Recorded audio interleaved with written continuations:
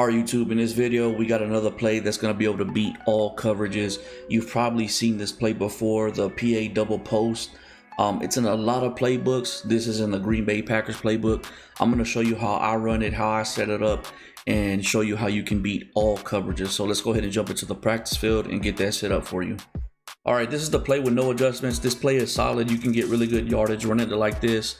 It can definitely beat a lot of zone plays, but I'm going to show you how to set it up to get beat open every single time. It doesn't really matter what hash you're on or which way the play is flipped. But if you want the best results, make sure your tight ends are on the same side of the hash that you're on. I'm on the right hash, so I want my tight ends on the right side of the field. Like I said, it would still work if you had the play flipped and the tight ends were on the wide side, but it works better to get better results and end up turning it into a touchdown if you're on the right hash with your tight ends on the right side of the field. So the way you're going to set it up is you're going to put A on a streak, you're going to put RB on a 5 and out, put Y on a streak, put X on a 5 and in. And A does a really good job of taking the cornerback out the picture, and it opens things up for B. All you got to do is lead the ball up. You can lead it to the sideline if you're trying to get out of bounds, but if you want that possible touchdown, you're going to lead the ball up. Now in head-to-head, you won't get touchdowns consistently unless you have somebody like Darren Waller. Then you have more of a chance, but for the most part, you're either going to get walked or you're just going to catch the ball on the sideline and run out of bounds.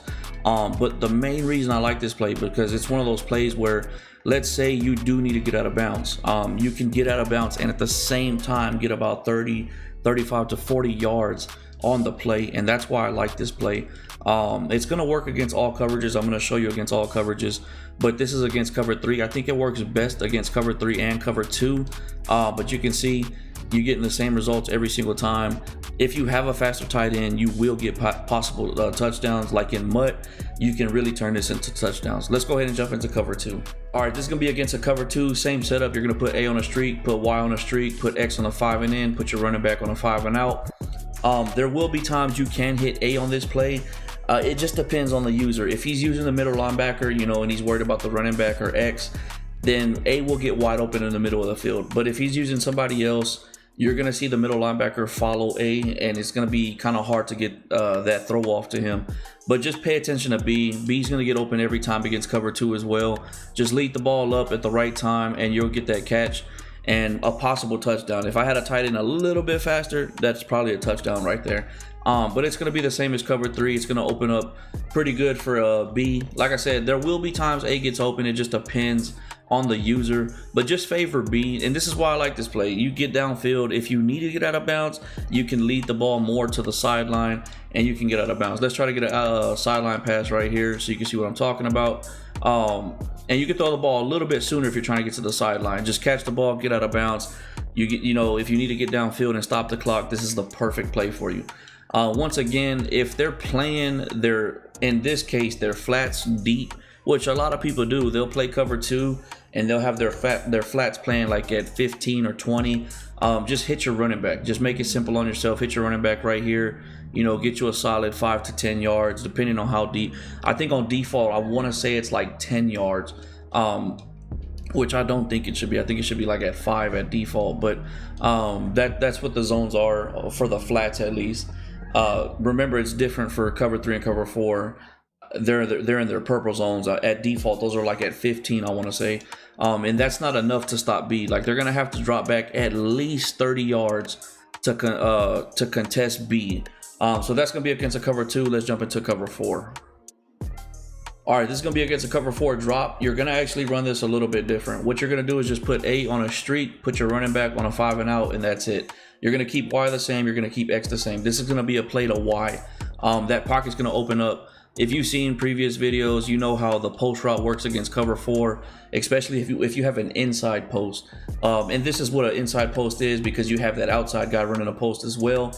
He's going to completely open up that pocket, and it's going to be right there every single time. There will be times you can still hit B right here. It could be a good sideline pass like this, just possession, catch it, get out of bounds. But you get really good yardage with the wide receiver right here with it set up like this. What I'm doing though is I'm throwing a low ball. Once he passes that linebacker, I'm leading it and I'm throwing a low ball pass. If you don't know how to do that, you hold LT or for PlayStation, I think it's L2, and that'll give you a low ball pass. And that pocket's going to be there every single time. Like I said, you can still hit B and get some good yardage to the sideline right here. Just possession catch it and get out of bounds. So you have two options, and then on top of that, you also got your running back. You can see the running back gets open. Like I said, it's one of those things where it just depends on the user and what they put their zone drops at. But this is a really good play. You see, you get three guys open right here. You get B open, you get Y open. Once he passes that linebacker, lead the ball to the right, throw a low ball. You don't even need to really lead it to the right. You can actually just kind of throw the ball and hold LT to get that low ball pass. But you can see you get three guys open. You get Y, B, and then RB. Like I said, just throw it to the sideline. It's a bad pass. But that's how you beat cover 4 with this play. Solid play against cover 4 as well. You're not going to get potential touchdowns because they got the cornerbacks over the top and the safeties. But you're going to get really solid yards. So let's go ahead and jump into man coverage.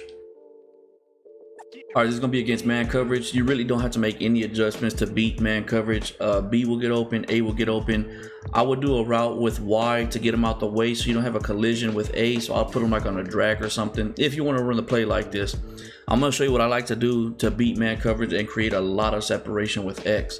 So what you're going to do is put A on a streak, put Y on a streak, you're running back on a 5 and out. You're going to put X on a slant route. Now what we're going to do is we're going to motion snap X. Pay attention to what happens when I motion him. So right now, obviously the guy guarding me is the guy in front of me, but when I motion him, it's actually going to flip and it's going to be the guy on the far right side. That far right side cornerback is going to be the guy guarding me. But watch what he does. He goes and settles down to where he thinks I'm going to go. But I'm going to call hut right when I pass the tight end. So I'm already getting separation because I'm in front of him. You do have to be aware of the collision. It can happen to where it messes you up. This actually does work better if you have a faster receiver. Davante Adams isn't the fastest. He has really good route running, so he's still able to create that separation. But if you have somebody like Marquise Brown, Tyreek Hill, somebody like 95 plus speed, you'll get a lot more separation. And this is just one of the things I like to do.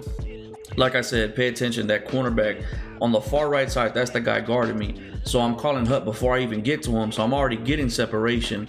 You can see right there, he is kind of slow. So he's getting caught up. He's getting walked. Basically, the cornerback's walking him. You can see he's catching up to me, but the separation is there. You can get this pass off for a solid 10 yards, 15 yards. There will be times where the cornerback actually gets caught up in traffic and you're going to be wide open. So that's one of the things you can do against man coverage. Another thing I like to do is you can block the running back. You can actually motion over this guy instead. Keep A on his route, keep B on his route. Put Y on a zig route. Now, really, you're just kind of getting them out to play. You can do different routes with them, but you're going to open up A. A gets open with this route. It's a really good man-beating route. You can see right there, he's going to get open. It's just the way the route is. It happens almost every single time. So that's another thing you can do.